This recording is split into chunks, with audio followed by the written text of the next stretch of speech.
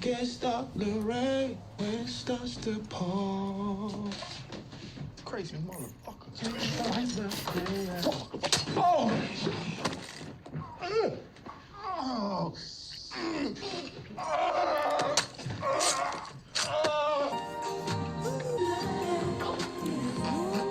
What's happening, Life Gains team?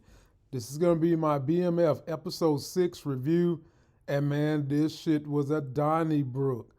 You got crazy ass Lamar singing. People, anytime somebody who has been categorized as crazy starts singing, your ass better run. Okay, ain't nothing good about to happen when crazy folks start singing. And can I say that the pacing of this episode was that of a good movie? I mean, this thing was a thrill ride. They just keep getting better and better. And we're going to go ahead and break this episode down because it was great. If you're finding me for the first time, please subscribe to the channel. Be sure to turn on notifications so when I drop videos, you get them. Also, if you want to connect with me and leave me comments that I can actually respond to, follow me on IG, post your comments in my DM, and I will start reading some of these on Friday nights live to respond to your posts. They always open up with a good little speech from Meech. And this time, Meech is just talking about the ambition is getting money past the king of D. I wanted it so when we spread our wings, we could go anywhere we wanted without being seen. That's a picture of Big Meech right there talking about his ambitions. And people was asking, is Meech flashy? Well, Meech told you he's flashy. They show a picture of him in his high school pictures, and he said basically the only time he showed up to school was for yearbooks, proms, things of that nature. Other than that, he wasn't showing up. All of which, my people, are flashy events that Meech showed up for. But school wasn't his thing. He let it be known that's not what he wanted to do with his life. And because of the type of poverty they was living in, that just didn't do anything for him. He couldn't see past, what school is supposed to offer you down the road. He wanted to get his money now. And that's what he did. So he made his own way. He got out there and got it without going to work for the damn post office. Then we get to this scene. Meech pulls up to the store. You got all the little kids out there sweating him because he's pulling up in the Mercedes C-Class joint with the little rims and all that. And the kids, sweating my brother. And he goes in the store. The little boy asks Meech, hey, man, can you get me a beer? Meech's like, bruh, you ain't even got no hair on your balls yet. You wanting to drink alcohol. So Meech, he going to look out for the kids because Meech like the children, except for last week when he kidnapped one. So he's going to look out and bring them a drink. But while he's in the store, look at the look on little buddy's face. Little buddy looked like someone just told him Santa Claus ain't real. He is scared as hell. And we all knew what was coming. Damn it was that Lamar. Lamar rose up with his shotgun, got on his trench coat looking like Omar, got on his do-rag. I mean, damn dude could have been cut right out of a Western where they add black people. And instead of actually getting a shot on Meech's homeboy saved him, and they got their asses out of there before Lamar could get that shot off to him. And then Meech jumps up and said, bro, why are you running? Why are you running? So Lamar's out for blood, my people. He ain't playing this episode. And he does have a body count this episode. It just doesn't include none of the people that we've started to light in this series. Then we get to a scene where Meech and Terry is just talking about their organization, how they're going to make things work. And basically Meech tells Terry to give B. Mickey a brick for free. And Terry ain't trying to hear that shit, man. Terry's like about his business. He's a little torn with being in this drug gang, considering the things that have happened to him. But you know what? He's thinking about it. He's basically like, let me think about that. I'm going to get back to you later.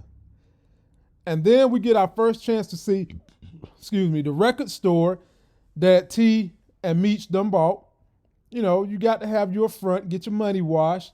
And in this store, Meech is meeting up with Tiny's right-hand guy, who is the key to Detroit.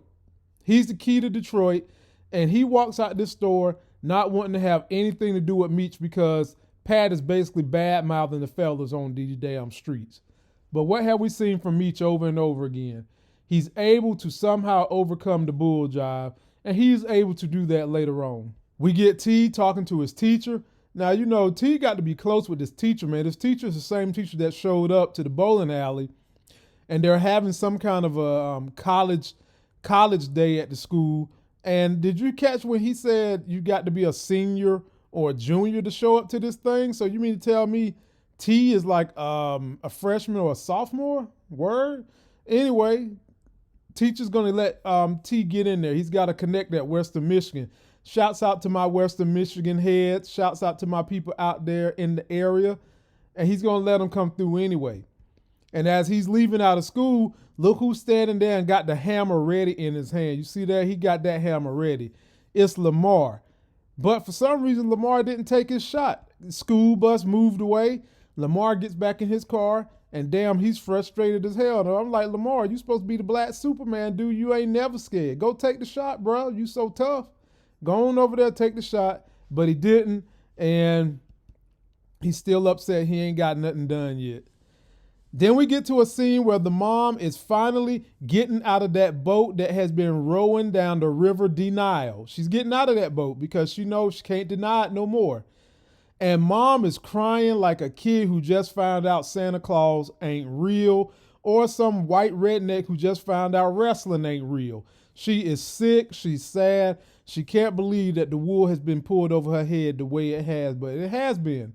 And now, Mom, you got to try to find a way. How you going to deal with this? What you going to do? You going to distance yourself from your kids? Nope, you ain't going to do that.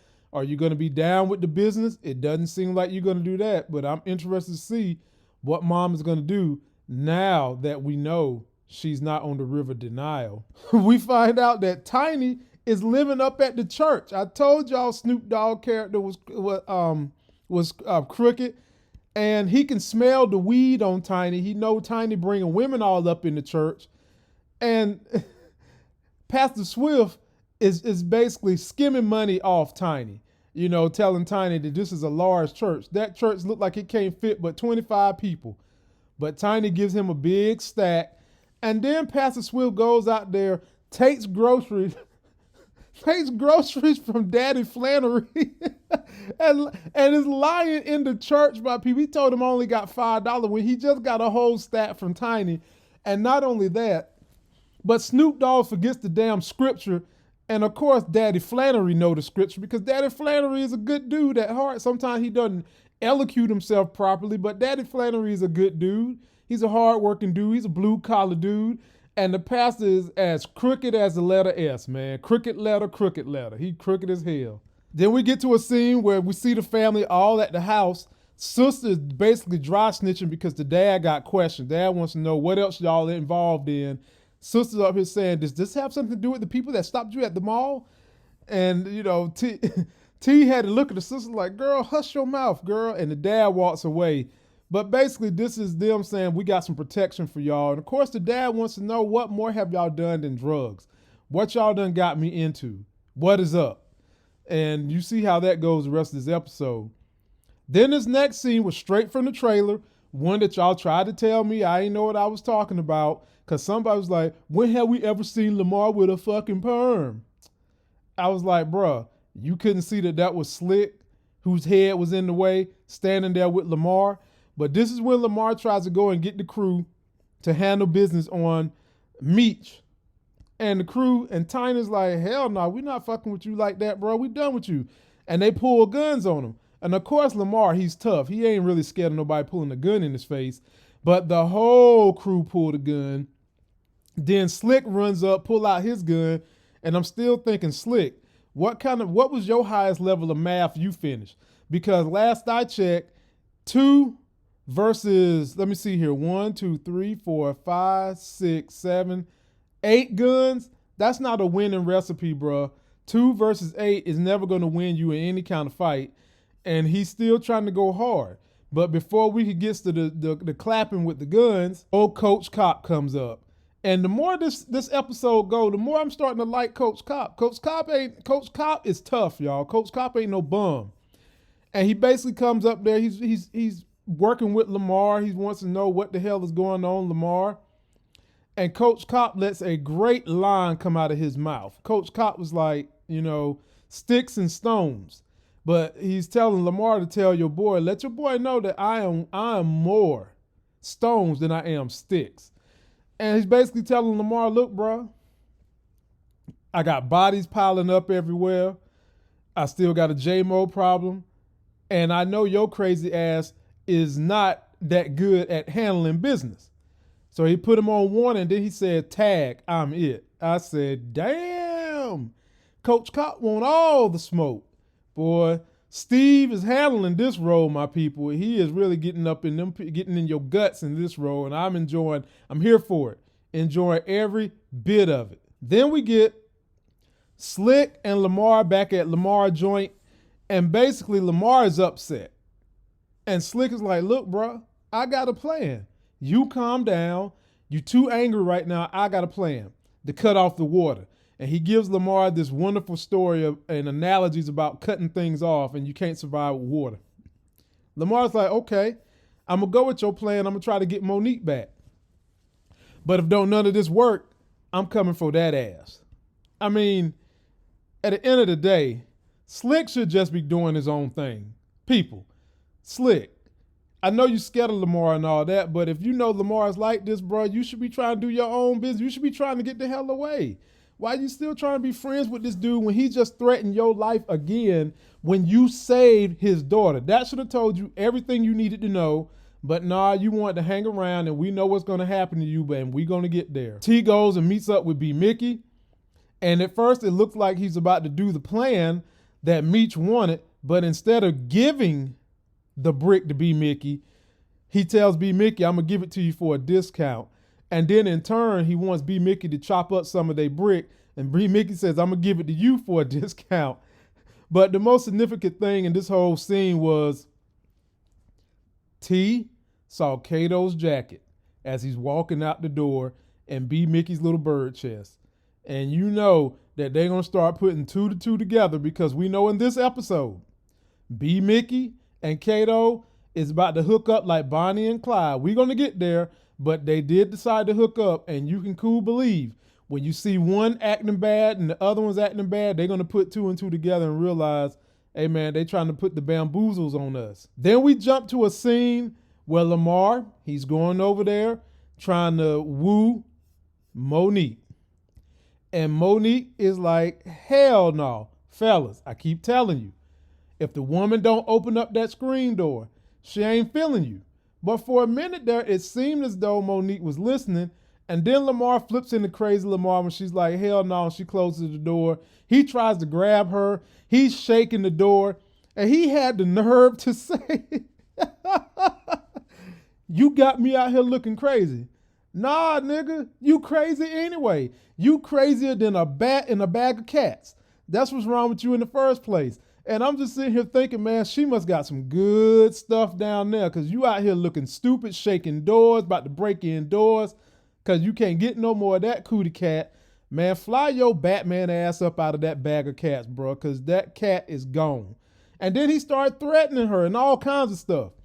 Now, if you follow my live, you know me and Nita got into a back and forth about this very issue, because she said sometimes when you got a dude who's crazy, you have to acquiesce to some of their demands just to keep them calm. And I was like, nah, fuck that. You need to get a restraining order, tell them to go about their business, get away from them, because what's going to stop them from just getting more and more crazy? Well, people, here we go. Lamar getting more and more crazy. Then we get to a scene where T is letting everybody know they're going to get their own sack. You basically your own contractor. You run your own business. All you got to do is bring us back what we charge for a fee. And while he's there, did you guys peep how they showed us Kato's coat? Kato wearing that same coat. And then T arrives to this college event late, still getting his tie and stuff put on. And the guy who's representing Western Michigan University is asking him questions.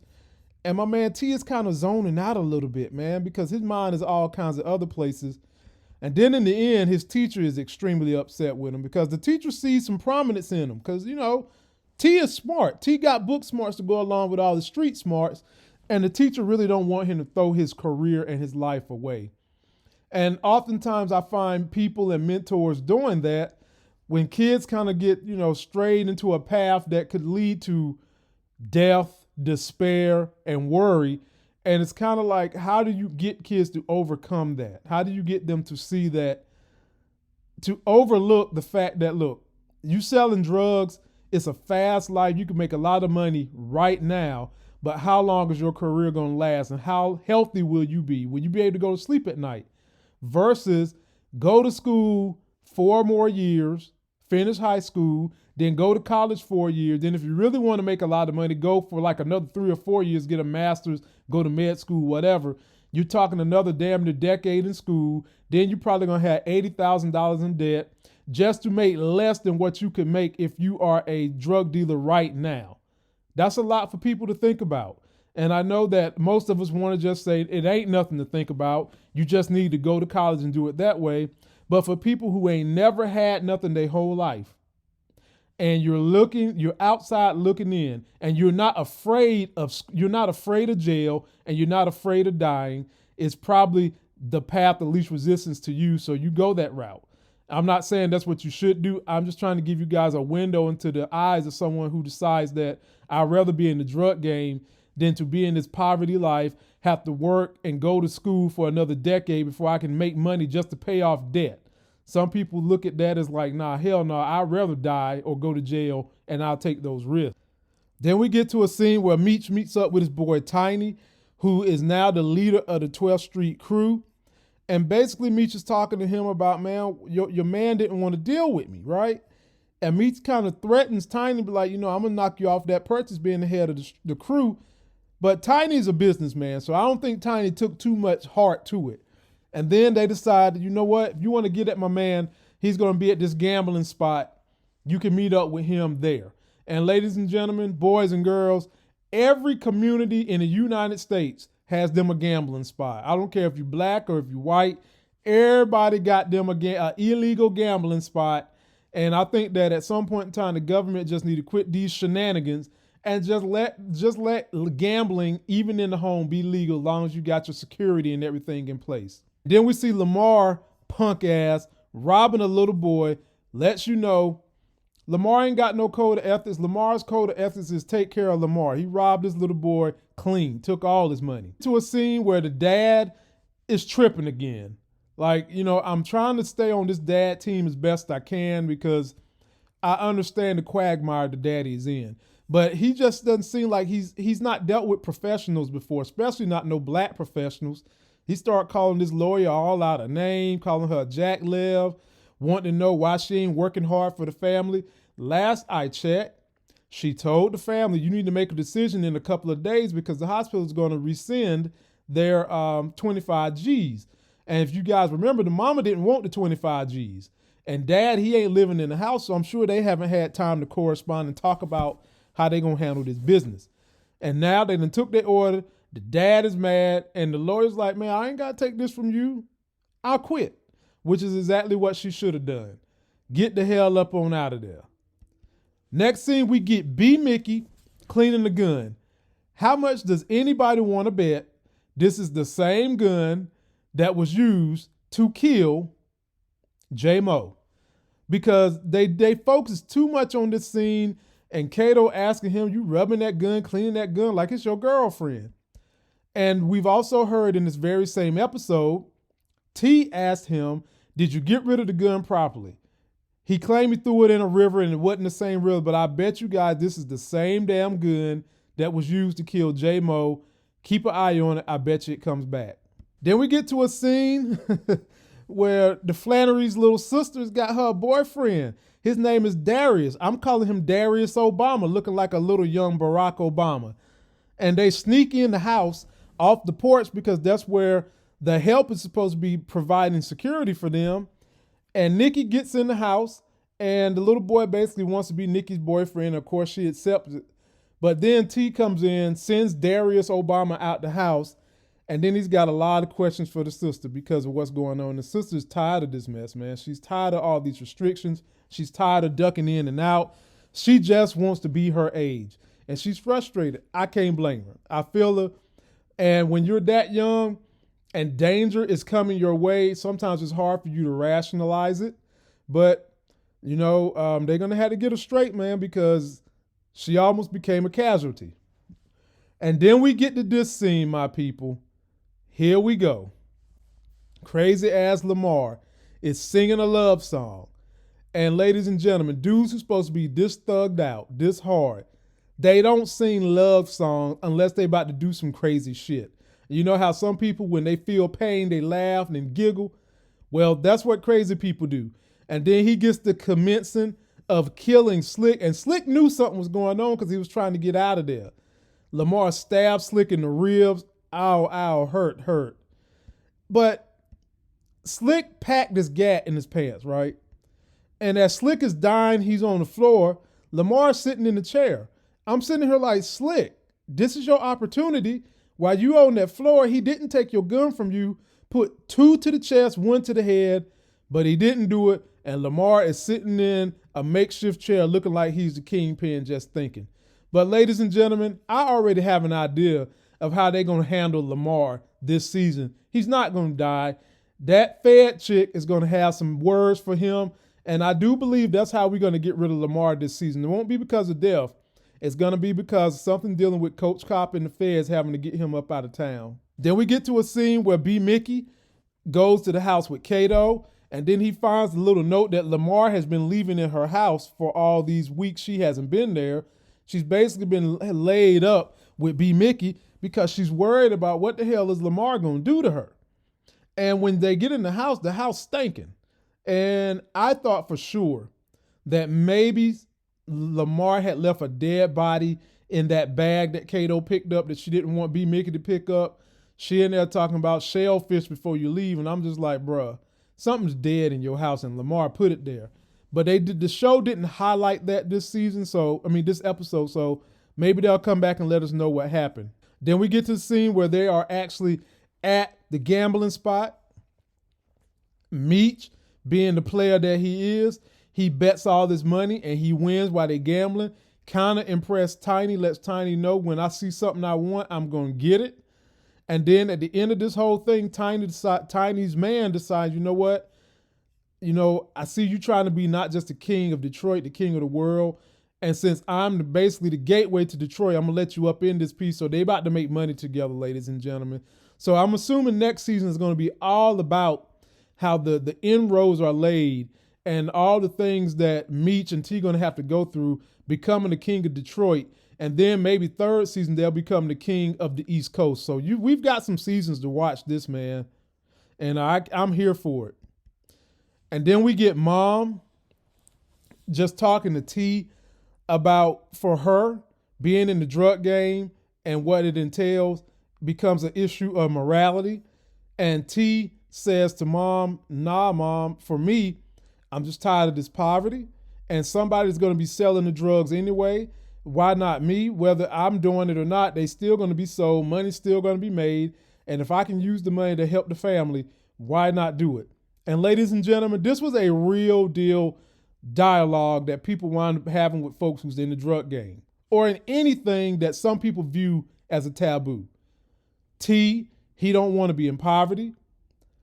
He don't want to be dealing with having a person work 4 jobs. You build a house yourself and you still can't make ends meet. You still can't even send your daughter on a field trip. But on the other hand, if you're somebody who's into religion, you're worried about what life is going to be like in the afterlife, which is Mom's perspective. But I'm sure Dad's perspective is kind of in the middle. Forget the afterlife. Just the consequences that come with selling drugs, the killing, the not being able to close your eyes, having to put your family and people you love on protection. Those are the consequences I would rather give up and live my life working 4 jobs and be in poverty than to have to deal with that. So my people, this was just as real as they come in terms of a conversation.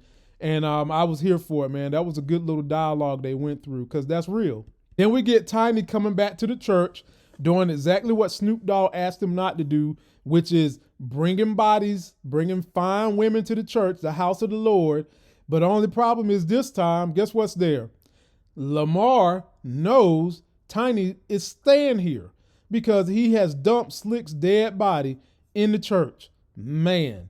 And I just wonder, what is Tiny going to do about this? Tiny for sure is going to have to re-up with Meech because now he's going to need some protection. Then we get to the scene where T and Meech is at the record store. B Mickey ain't know nothing about it. He knows now. And basically, T is telling Meech, look, man, I didn't give B Mickey that brick for free because then he's going to think we equal. And I definitely agree with Southwest T on this one. We don't need him thinking that. And I think Southwest T is well aware of the dissension that's going on with B Mickey. He even highlights to Meech, Kato and B Mickey, they messing right now. They messing with each other. They screwing.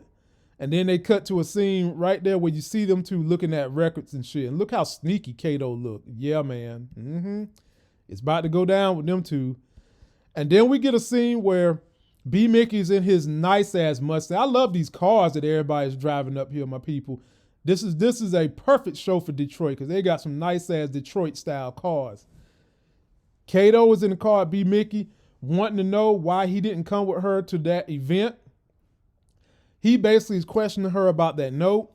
She lies to him and says it's from a BF that's giving her trouble. We all know that letter is really from Lamar. And then after she's able to smooth that over, B Mickey tells her, look, I'm going to protect you. Don't worry about nothing.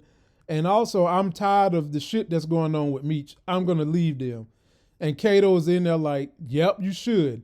Now, people, it just makes you wonder, is this really her just being loyal to Lamar? Or is she a little tired of the 50 Boys herself, which they're not the 50 Boys anymore. Now they the family. What is her motivation? What is she trying to do? Post your comments on on Kato, because she's just a quagmire. She is just a mixed bag of what is her real intentions? Where is she going with everything? Then we get to this final climactic scene, and I'll show you guys the clip of that right now. Hey, something's happened to your brother. So what happened? You need to come with me. Are you that guy from the mall? Let's go. No! Come here. No! No! Hey, let her go. Help! Please! I'm sorry, little man. I gotta cut you off. Yeah, man. We just got to know Darius Obama lookalike when he was a kid. Nikki is sneaking away from the help that's supposed to be protecting her. Oh, my Lord. That crazy ass Lamar jumps out the car, attempts to grab Nikki, and tells Nikki something happened to your brother. And she's like, hell no, I seen you at the mall. I know who you is. And then, in the ultimate act of chivalry, Darius Obama jumps in there to protect Nikki, gets stabbed. And as Nikki is running, he's holding on to crazy ass Lamar's leg so that he can't go chase his boo thing that he's only kissed twice. She was his first 2 kisses, and this damn punk ass, crazy ass Lamar done took this boy out before he could even get his poor little penis wet for the first time. He done got his lips wet, but he ain't gonna get his penis wet. And now he dead. And you know what, people? There's gonna be a lot of answering that's gotta be done for this scene. Because number one, Nikki is gonna be nuts. This was about to be her first little boyfriend, her first little kiss, and now he's dead because of Meech and Terry. Meech and Terry is probably gonna be highly upset at this buffoon that was supposed to have been helping protect them, because Lamar actually could have got away with the sister. And all these people you see in the scene that live in the neighborhood is going to be upset too, man. So that's why I said this episode had the excitement, the mayhem, and the pacing of a great movie we could have seen in a theater. Well done, 50. Well done, stars. I enjoyed it, and I want to hear all your comments. Post them below. That's going to do it for this video. Don't forget to like the video. Please comment, subscribe, get yourself that life game. If you want to hit me up and catch up with me, if you want to leave a comment you want me to read, follow me on IG and post your comment there. Till that next Sex is Hell video, which will be Monday night Eastern, 9 p.m. Eastern when we go live. I'll see you.